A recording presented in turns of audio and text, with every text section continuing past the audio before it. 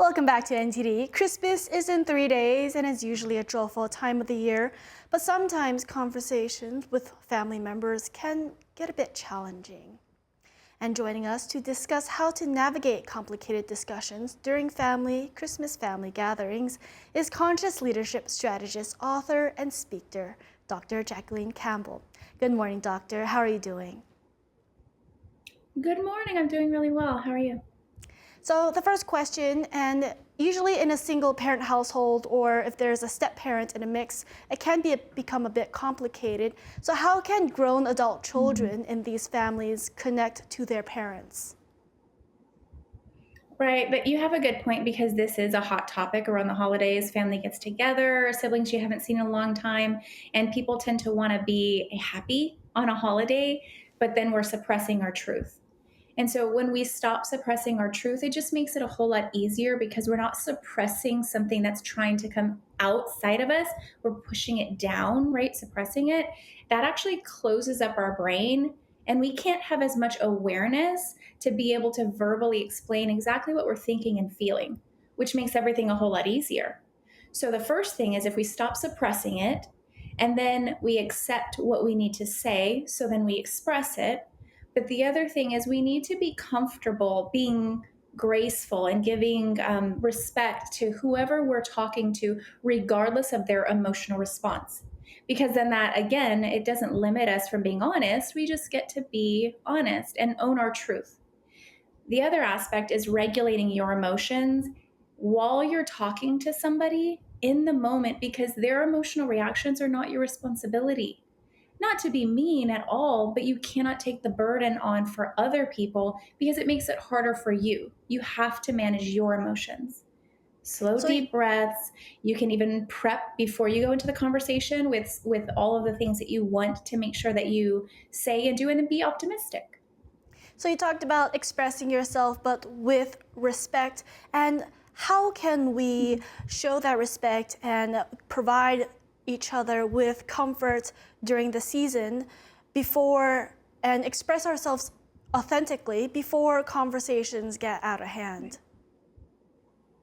Right. You have a really good point with that because if we're not paying attention to ourselves, we can't regulate our emotions, right? We're constantly worrying about somebody else.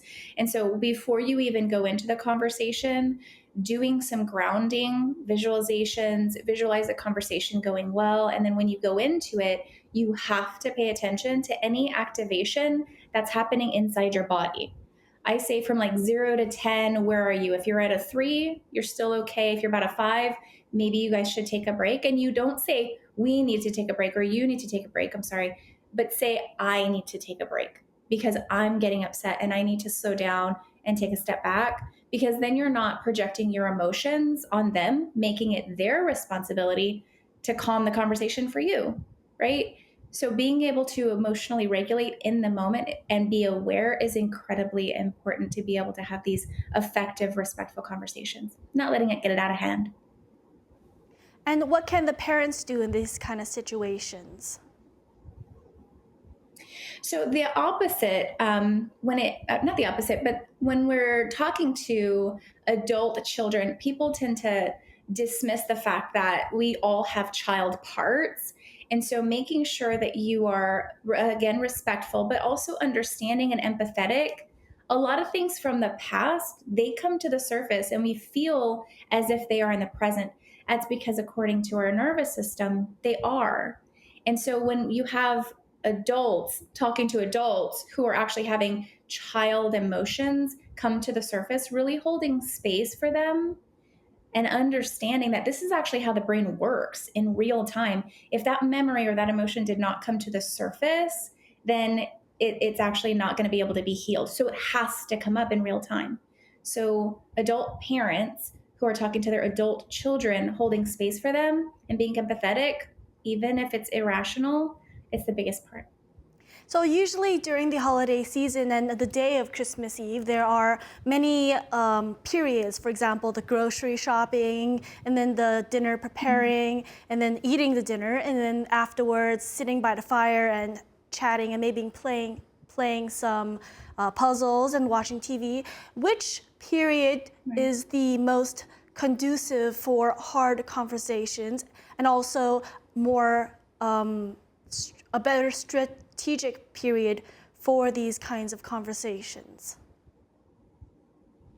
So when it comes to having hard conversations that you know that you're going to have, maybe giving the individual a heads up, hey, mom or dad, like when I come over today, we're going to have this conversation.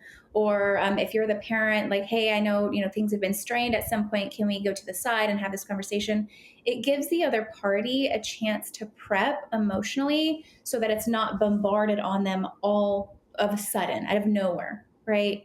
But at the same time, understanding that it doesn't have to be as difficult as we tend to make it, because our emotions being suppressed, not owning our truth, being worried about what they're going to say or how they're going to feel, being worried about ruining the entire evening, we tend to get in our head and catastrophize and make it bigger than it needs to be.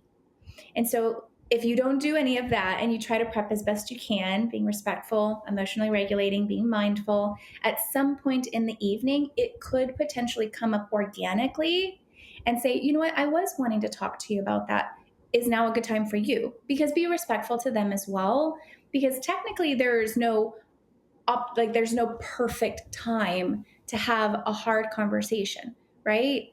But we can make it as easy as possible with prep work, working on ourselves, owning our truth, and then letting it organically flow out. But if it doesn't organically flow out throughout the evening, making sure that you have it before the very, very end, because then people don't get a chance to integrate and be comfortable.